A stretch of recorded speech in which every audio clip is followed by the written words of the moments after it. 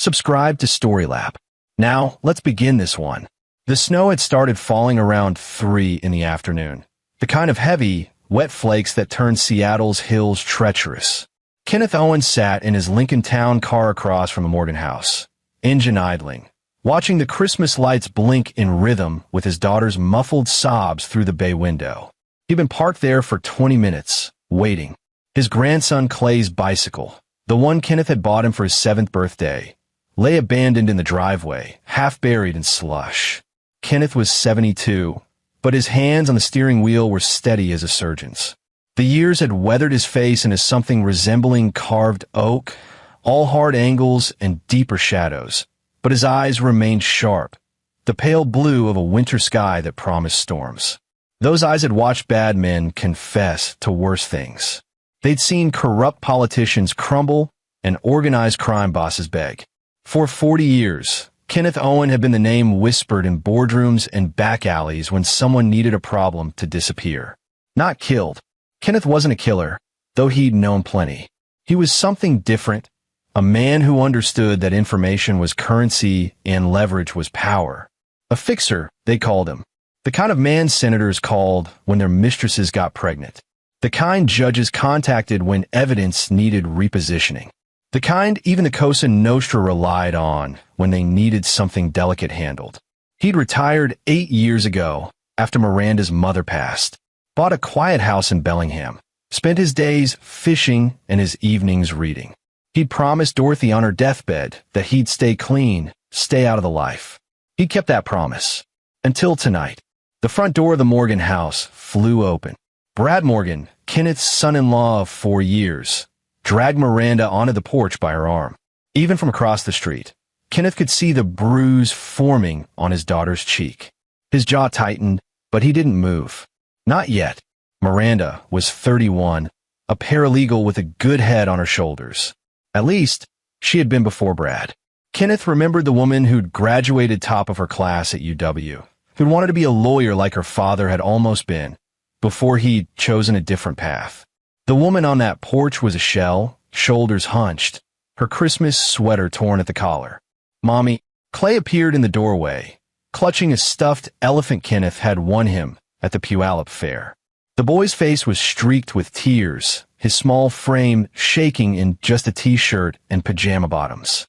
No coat, no shoes. Brad shoved Miranda down the porch steps. She stumbled, barely catching herself on the railing. You want to leave? Then leave. Take your bastard with you. Kenneth's hands tightened on the steering wheel, the leather creaking. Through the window, he could see Kathleen Morgan, Brad's mother, appear behind her son, phone raised, filming. She was laughing. This is priceless, Kathleen's voice carried across the quiet street, shrill with amusement. The parasite finally gets what she deserves. Smile for the camera, Miranda. Your family can watch you crawling back to Daddy. Miranda pulled herself up, reaching for Clay. Please, Brad. It's Christmas. At least let me get his coat. Nothing in that house belongs to you anymore. Brad folded his arms, his MIT class ring catching the porch light. He was 35, handsome in that generic way that aged fraternity presidents maintained. Square jaw, perfect teeth, expensive haircut. His family owned Morgan Development Corp., third largest commercial real estate developer in the Pacific Northwest. I want you gone before my family arrives for dinner. Your family. Miranda's voice cracked. What about Clay? He's your son. Is he? Brad's smile was cruel. You sure about that? Because Kathleen did some research. Found some interesting things about your college years. That semester abroad in Barcelona? Those photos you thought were deleted? Kenneth knew this game. He'd played it 100 times from the other side. The setup, the manufactured doubt, the character assassination. It was textbook abuser psychology. Isolate, undermine, destroy credibility. His daughter had never been to Barcelona. She'd spent her junior year in Seattle, working 2 jobs to afford tuition after Kenneth had been unavailable. He'd been in Costa Rica that year, convincing a cartel accountant to reconsider testifying. Kathleen zoomed in on Clay's face with her phone. Look at him crying. What a little weakling. Just like his whore mother. That was when Kenneth opened his car door. The sound cut through the snowfall, crisp and final. He stepped out, 6'2", even with the stoop age had put in his shoulders. He wore a dark wool coat and leather gloves, the same ones he'd worn to Dorothy's funeral. Slowly, deliberately, he walked across the street, his dress shoes crunching in the snow. Brad noticed him first. His smirk faltered. "Kenneth, this is a private family matter. Miranda, take Clay to the car." Kenneth's voice was quiet, the kind of quiet that made people listen. He didn't look at his daughter, keeping his eyes locked on Brad. "It's warm. Keys are in the ignition." Miranda scooped up Clay and hurried down the steps, giving Kenneth a wide berth. She knew that tone. She'd heard it once before, when she was 16 and a boyfriend had put hands on her at a party. The boyfriend had transferred schools the next week. Kenneth had never explained what happened, and she'd never asked. Kathleen lowered her phone, suddenly uncertain. "Now wait just a minute. You can't just." Kenneth climbed the porch steps. Brad backed up half a step before catching himself, trying to maintain dominance. He had 4 inches and 40 pounds on the older man. "Listen, Kenneth, I don't know what Miranda told you, but you finished." Kenneth's pale blue eyes hadn't blinked. "Because I need you both to understand something." Brad's laugh was nervous. "Understand what? That you're trespassing? I could have you arrested." Kenneth reached into his coat pocket. Both Morgans tensed. He pulled out his phone, an old flip model that looked ancient compared to Kathleen's iPhone. He held it up, showing them the screen. 3 words were typed in the message field. "I know everything." Brad's face went white. Kathleen dropped her phone. They both collapsed to their knees. Kenneth stood over them, patient as stone, as Miranda's car pulled away down the street. The snow fell heavier now, beginning to cover the footage from Kathleen's phone where it lay in the slush. "Do you know who I am?" Kenneth asked softly. "Really no." Brad was shaking. You're the fixer." "Oh God. Oh Jesus Christ. You're the Bellingham ghost." Kenneth smiled. It wasn't a pleasant expression. "Ghost. I like that. Better than what the Russians called me." He crouched down, eye level with his son-in-law. "The question is, Bradley, what exactly do I know? About the embezzlement from your company? The falsified EPA reports on the Tacoma development? The bribes to city councilmen? The offshore accounts?" "I can explain," Brad started.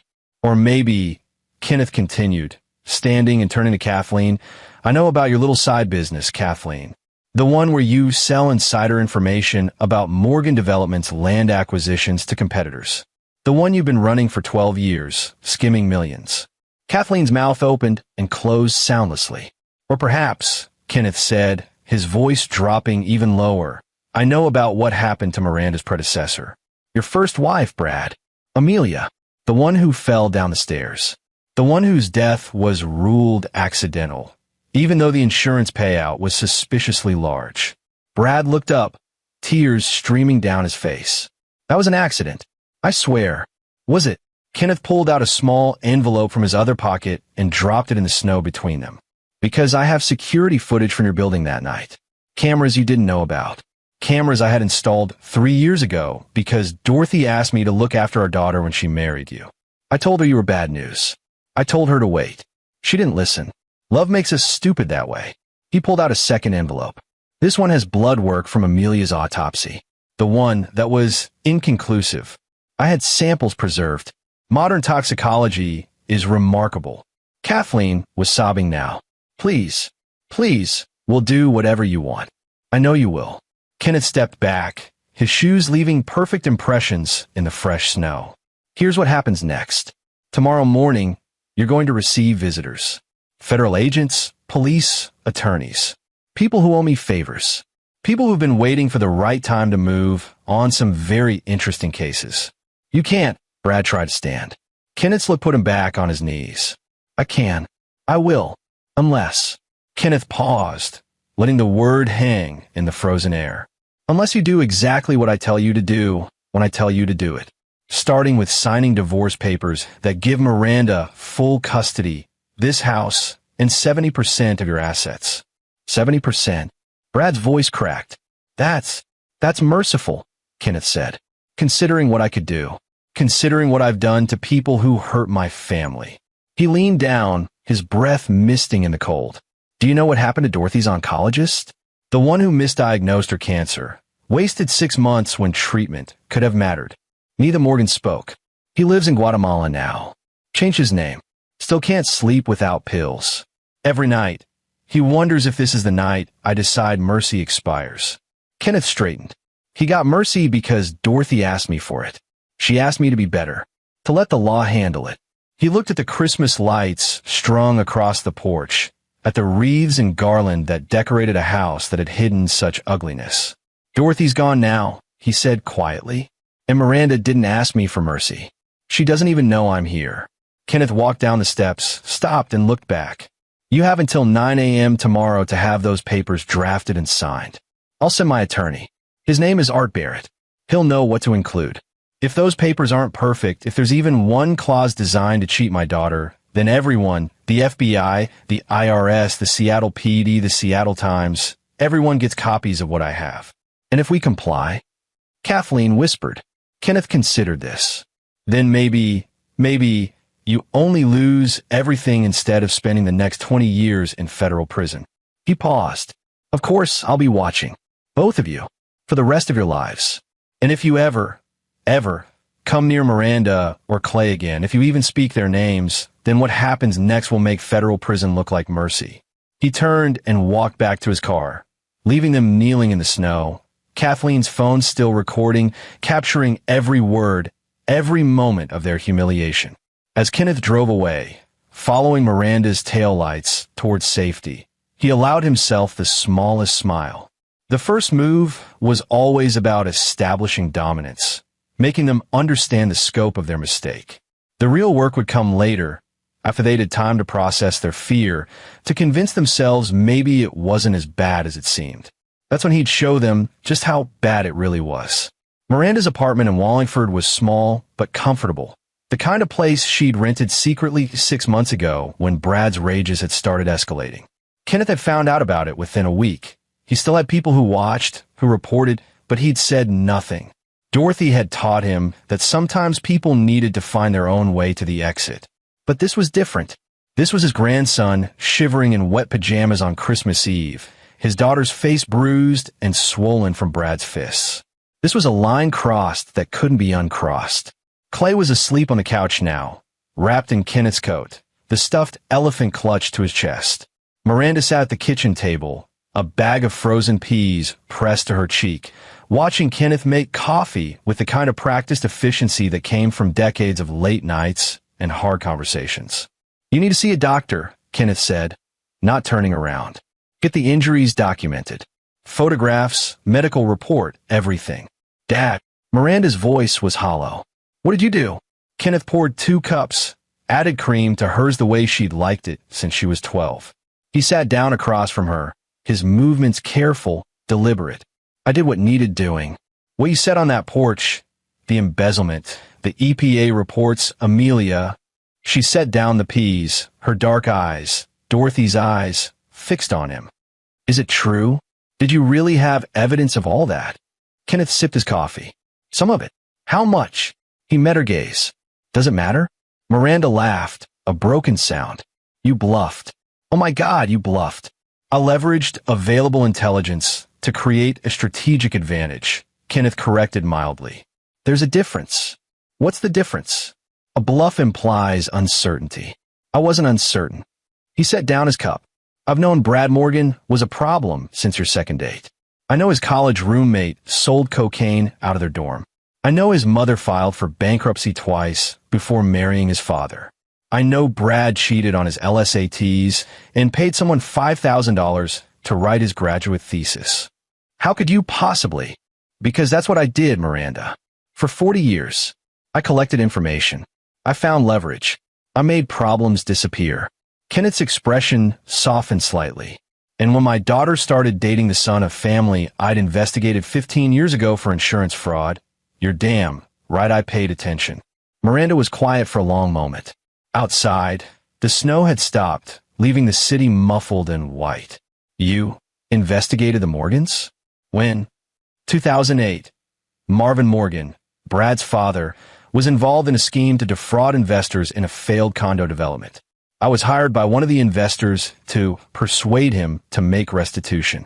Did you? Marvin Morgan paid back $12 million and retired from active management of the company. Kenneth's smile was thin. He had a heart attack 2 years later. Stress, they said.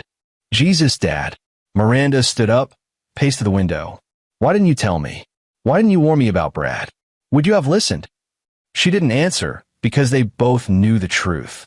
At 27, fresh from a bad breakup and working 70-hour weeks to make junior partner, she'd been charmed by Brad's wealth, his confidence, his family status. Kenneth's warnings would have sounded like paranoia. I told your mother, Kenneth continued. The night you announced the engagement. Dorothy said I needed to let you make your own choices, your own mistakes. She said I needed to trust you to find your way. Mom was wrong. No. Kenneth's voice was firm. She was right. You did find your way. Tonight, you left. That took courage. That took strength. Dorothy would be proud. Miranda's shoulders shook with silent sobs. Kenneth stood, moved to her, pulled her into an embrace she'd needed since she was a child, and scraped her knee on the playground. It's going to be okay, sweetheart. I promise. Ow, she whispered into his chest. He's going to fight the divorce. His family has money, lawyers, influence. Had, Kenneth corrected gently. By tomorrow afternoon, they're going to have significant legal and financial problems. She pulled back, looking up at him. What did you really do tonight? Kenneth thought about the envelope he'd dropped in the snow. Empty, just blank paper inside. A prop for the performance. But Brad and Kathleen didn't know that.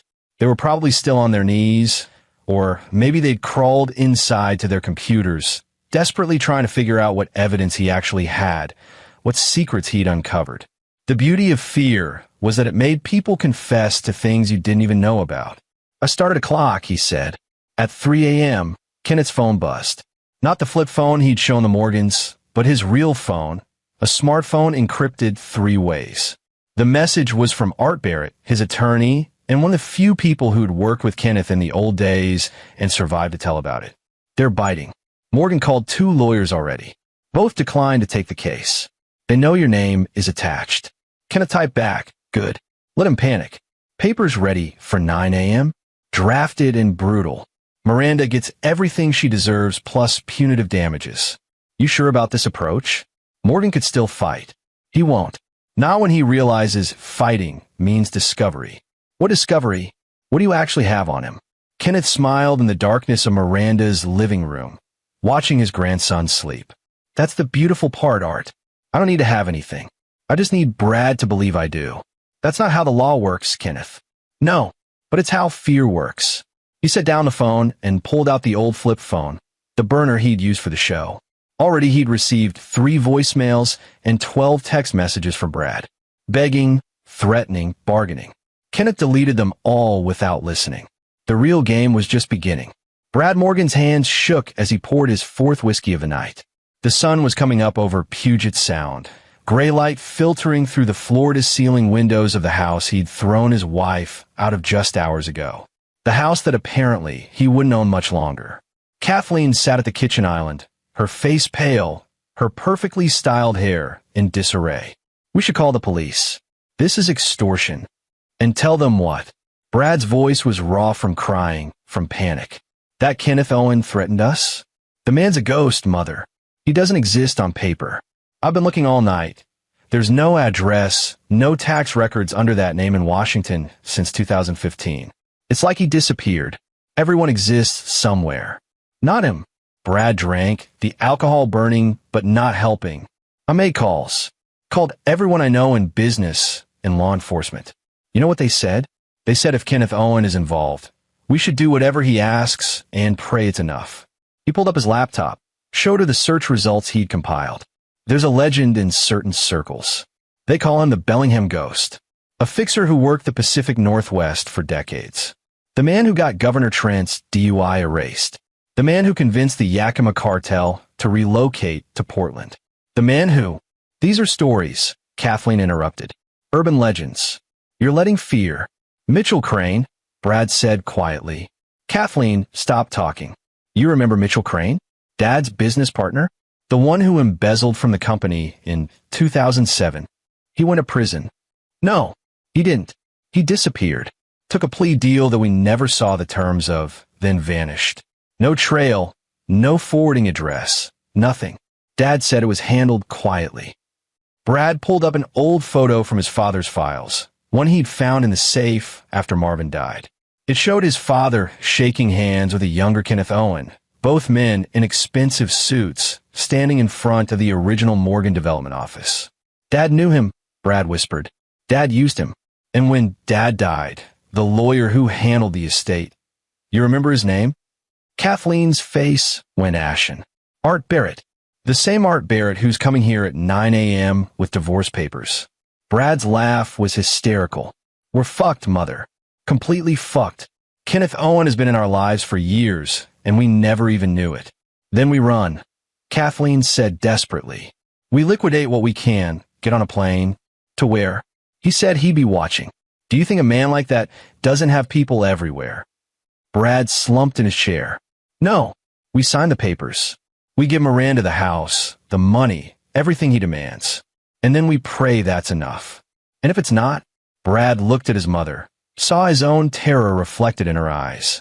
"Then we find out what happened to Mitchell Crane." Outside, a black sedan pulled up to the curb. Art Barrett stepped out precisely at 9 a.m., carrying a briefcase that would change their lives forever. Kenneth watched from 3 blocks away, using binoculars from his car. Art was punctual as always, a 65-year-old man in an immaculate suit who'd built a career on making difficult things look easy. His phone buzzed. "Art, texting from the doorstep. They're ready. Morgan looks like he hasn't slept." "Has he?" "Doubt it. You really put the fear of God in them." "Not God." Kenneth typed back. "Something worse. Me." He watched through the binoculars as Brad opened the door. As Art stepped inside, the meeting would take 90 minutes. Art would present the papers, explain the terms, and make it clear that negotiation wasn't an option. Brad would sign because fear was a better motivator than any legal argument. But Kenneth knew something Art didn't. The papers were just the opening move. Because what Brad didn't know, what Kathleen didn't know, was that Kenneth had been building a case against them for 4 years. Real evidence, not the theatrical bluffs from Christmas Eve. Evidence of actual crimes, actual corruption, actual evil. The embezzlement he'd mentioned, that was real. Kenneth had financial records going back 3 years showing Brad skimming from company accounts. The EPA violations? Real. Kenneth had copies of falsified environmental impact reports on the Tacoma waterfront development. The bribes to city councilmen? Real. Kenneth had photographs, wire transfers, emails. And Amelia, Brad's first wife? That was real too. Kenneth pulled out a file from his glove compartment, one he'd been building since the week after Amelia Morgan's funeral. Inside were police reports, witness statements, and something even better, Amelia's journal, which her sister had given Kenneth 6 months ago after recognizing Miranda from a news article about a Morgan Development charity event. The journal detailed years of abuse, of Brad's violence, his threats, his escalating rage. The final entry, written the day before she died, simply read, "He said if I leave, he'll kill me. He said he'll make it look like an accident." I believe him. Kenneth had been waiting for the right moment to use this. Waiting for Brad to cross the line from abuser to someone who deserved no mercy. Last night, Brad had crossed that line. Kenneth pulled out his real phone, dialed a number he hadn't called in 3 years. It rang twice. Owen, a woman's voice answered. "It's been a while." "Hello, Detective Massey." Kenneth kept his voice neutral. "I have something you're going to want to see. About the Amelia Morgan case." There was a pause. "That case was closed. Accidental death. It was closed incorrectly. I have new evidence." "What kind of evidence?" "The kind that reopens murder investigations." Kenneth watched Art emerge from the Morgan house, Brad's signature on papers that would strip him of everything. The kind that sends people to prison for the rest of their lives. Detective Lori Massey had been the lead investigator on Amelia's death.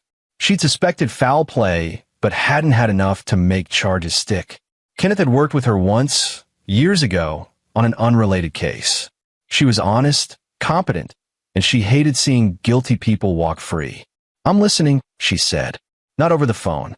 My office tomorrow morning. Come alone." Kenneth paused. "And detective? Bring a warrant application. You're going to need it." He hung up and started the car. The snow from last night was already melting, turning the streets to slush, washing away the evidence of Christmas Eve's confrontation. But some things couldn't be washed away. Some sins demanded payment. Kenneth drove toward his daughter's apartment, where Miranda and Clay would be waking up to their first morning of freedom, not knowing that their safety had been purchased with the promise of justice and revenge. Miranda was awake when Kenneth arrived, sitting at her kitchen table with Clay, helping him with a bowl of cereal. The boy's eyes were red from crying, but he smiled when he saw his grandfather.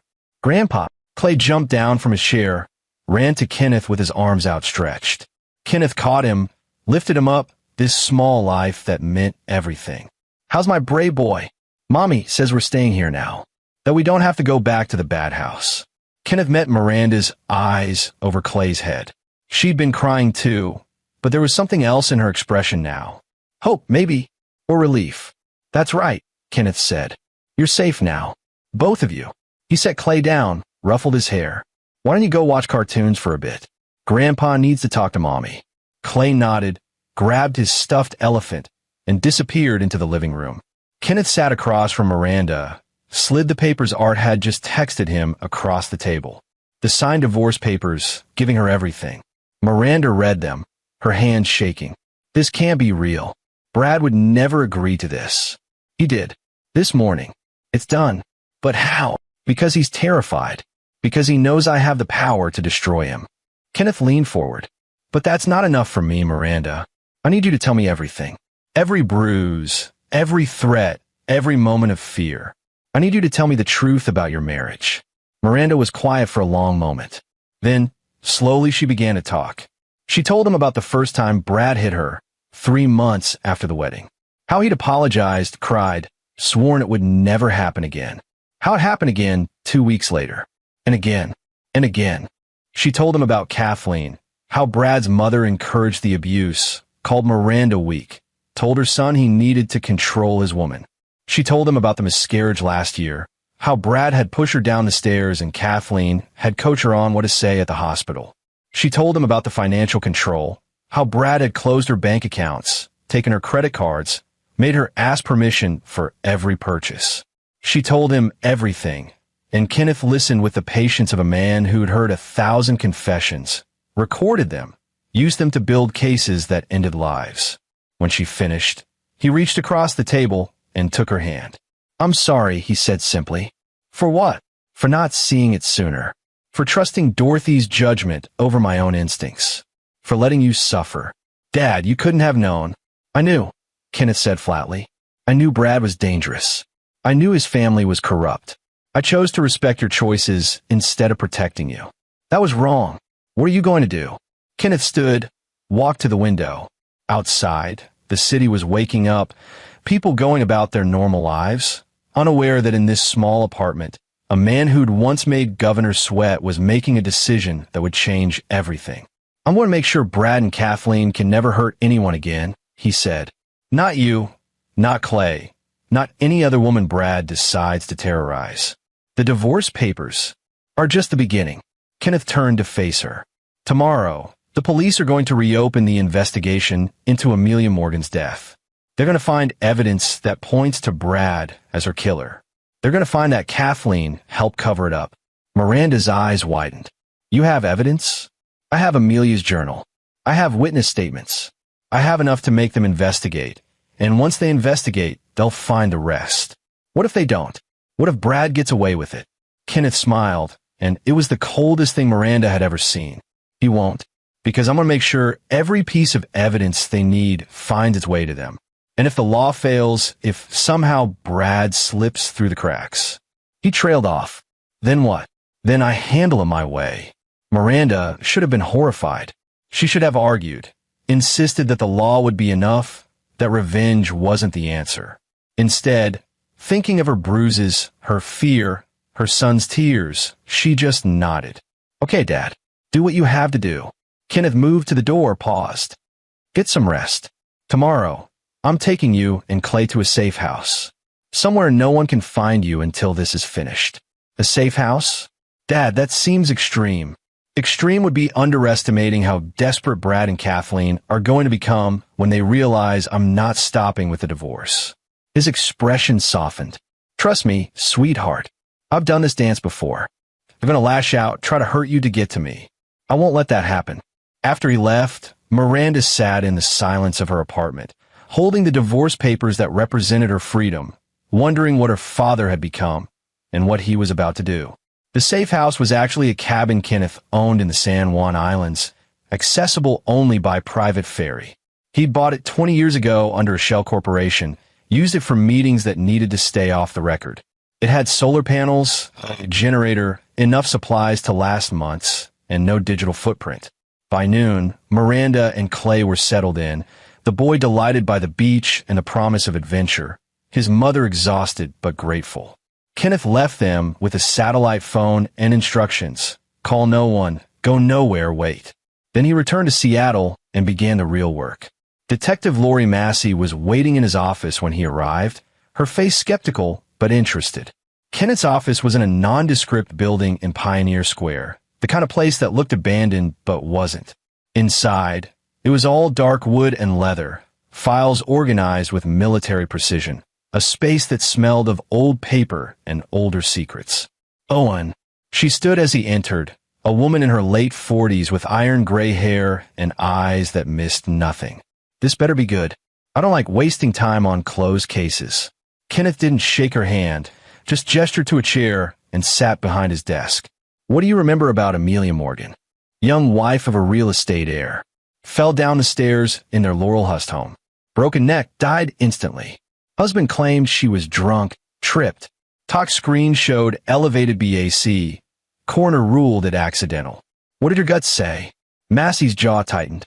My gut said Brad Morgan was lying. Said the angles were wrong. The bruising patterns didn't match a simple fall. But I had no proof, no witnesses, and a medical examiner who was in a hurry to close the case. Kenneth pulled out Amelia's journal, set it on the desk between them. Read. Massey picked it up, flipped through the pages, her expression growing darker with each entry. When she finished, she looked up at Kenneth with fire in her eyes. Where did you get this? Amelia's sister, Holly. She's been holding on to it for years, too afraid to come forward because the Morgan family threatened her. I convinced her to trust me. Why didn't she go to the police? She tried. Filed a complaint 3 weeks after Amelia's death. It was buried. Someone made it disappear. Kenneth pulled out another file. That someone was Lieutenant Blake Dorsey, who was then a sergeant in the detective division. Care to guess who was paying for his daughter's college tuition at the time? Massey's face went pale. The Morgan family. Specifically, Kathleen Morgan. She's been buying protection for her son for years. I have the financial records to prove it. Jesus Christ. Massey stood, paced the small office. Do you know what you're handing me? This is corruption charges, obstruction of justice, possible murder one for Brad Morgan. The department's going to bury this to protect themselves. Not if you take it over their heads. Not if you go straight to the state attorney general. Kenneth pulled out his phone, showed her a contact. Kirk Schaefer, AG's special prosecutor for public corruption. He's expecting your call. Massey stared at him. You set this up. All of it. Before you even called me. I've been setting this up for 4 years, detective. Since the day Miranda introduced me to Brad Morgan and I saw what he was. Kenneth's voice was ice. You wanted to nail him back then. Now you can. The question is, are you brave enough to do it? She was. Kenneth knew she would be. That's why he'd chosen her. Massey left his office with the journal, the financial records, and a fire in her belly that would burn Brad and Kathleen's world to ashes. Kenneth watched her go, then made his next call. This one was to a journalist. Specifically, to Trevor Watts at the Seattle Times, an investigative reporter who'd been trying to break a story about corruption in the Seattle real estate development game for 2 years. Mr. Watts, Kenneth said when the reporter answered. My name is Kenneth Owen. I have a story for you about Morgan Development Corporation. A story involving bribery, fraud, manslaughter, and a cover-up that reaches into law enforcement. There was a pause. I'm listening. Good. Because in 24 hours, the state attorney general is going to reopen a murder investigation. When that happens, you're going to want to be the first one with the full story. Kenneth pulled out another file, this one containing every piece of dirt he'd ever collected on the Morgan family. Meet me tomorrow. Same place I met the detective. Come prepared to take notes. He hung up and sat back in his chair. The pieces were moving into position like chess pieces on a board only he could see. Brad and Kathleen thought they'd escaped with just a divorce settlement. They thought the nightmare was over. It hadn't even begun. Kenneth's phone buzzed. A text from an unknown number. "This isn't over, old man. You think you can threaten my family? I'll destroy your daughter. I'll take everything from you. Brad Morgan." Predictably stupid. Kenneth typed back, "You already destroyed my daughter. I'm just collecting the debt." Then he forwarded the threatening text to Detective Massey with a note. "Add witness intimidation to the charges." Within an hour, there was a warrant for Brad's arrest. By nightfall, Brad Morgan was in custody, his perfect face pale with terror as they read him his rights. Kathleen was brought in 2 hours later, screaming about lawyers and lawsuits and wrongful arrest. Kenneth watched the news coverage from his office, sipping bourbon that tasted like victory. But he wasn't done, because justice through the legal system was satisfying, but it wasn't enough. Brad and Kathleen would lawyer up, might even beat some of the charges. The system had holes, and rich people knew how to exploit them. Kenneth needed insurance. He needed to make sure that even if they walked free, they'd never be free of him. The next morning, Trevor Watt's article ran on the front page of the Seattle Times. "Real estate empire built on lies. The Morgan development scandal." The article detailed everything. The bribery, the fraud, the suspicious death of Amelia Morgan, the police corruption. It named names, showed receipts, painted a picture of a family that had built their fortune on the suffering of others. By noon, Morgan Development stock had crashed. By evening, the board of directors had voted to remove the Morgan family from all leadership positions. By midnight, protesters were outside the Morgan house, demanding justice for Amelia. Brad's attorney tried to arrange bail. It was denied. The judge cited flight risk and the severity of the charges. Kathleen hired 3 different law firms. 2 dropped her within 48 hours after reviewing the evidence. The third demanded a $1 million retainer up front. She didn't have it. Her assets were frozen pending investigation into her financial crimes. Kenneth watched it all unfold from the shadows, pulling strings where needed, making sure the dominoes fell in exactly the right order. He met with prosecutors, provided evidence, guided their investigation with the skill of a man who'd spent 40 years understanding how the system worked and how to make it work for him. But late at night, alone in his office, he thought about Dorothy, about her final request for him to be better, to let the law handle things. He'd let the law handle it, but he'd also made sure the law had everything it needed to win. Was that being better? Or was it just being smarter about revenge? Kenneth didn't have an answer. But watching Brad Morgan's life collapse, knowing his daughter and grandson were safe, he found he didn't much care about the philosophy of it. Some men deserve what they got, and Brad Morgan deserved every bit of what was coming to him. The trial would take months. Kenneth would be there for every day of it, sitting in the gallery, making sure Brad saw him, remembered who had brought him down. But that was future vengeance.